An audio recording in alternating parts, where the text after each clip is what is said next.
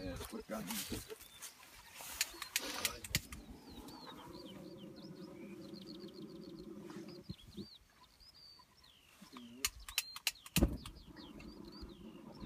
Det røg der.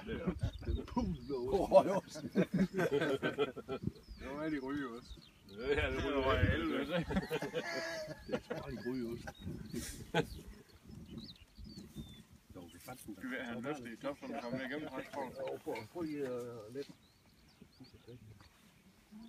Sådan. Det tror jeg, det må det være. Nu er det en gang i.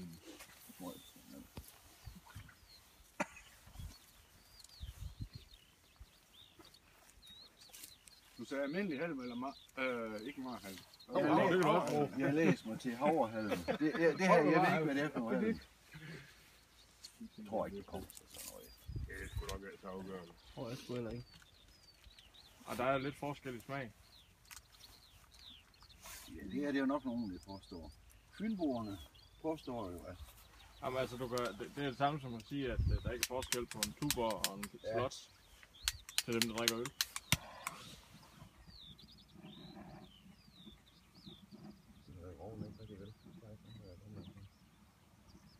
Det er i hvert fald noget gul røg, der kommer. Så er der ild i halm. Ja, det skal være noget 12 med røg. Ja. Okay, nu tror jeg...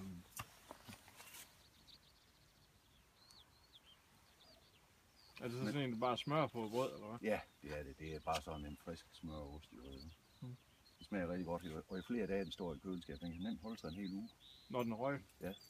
Og jo længere tid den står, jo mere smag trænger det ind i den. Har du det så stående på rist for at tage Nej. mere væde, eller? Men den bliver ved med at væde lidt. Det skal man lige huske, hvis man tager skålen ud, at den kan godt stå og dryppe stadig. Man kunne godt have den sådan lidt på en rist, så.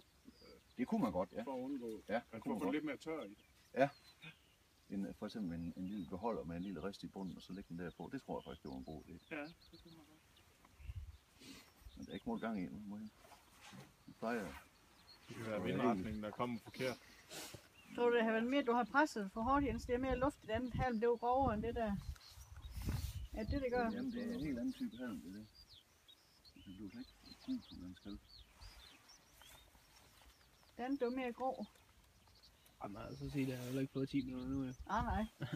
Du kan prøve at tage, det er selvfølgelig hende blomsterpind. Den er ravet op i halmen dernede.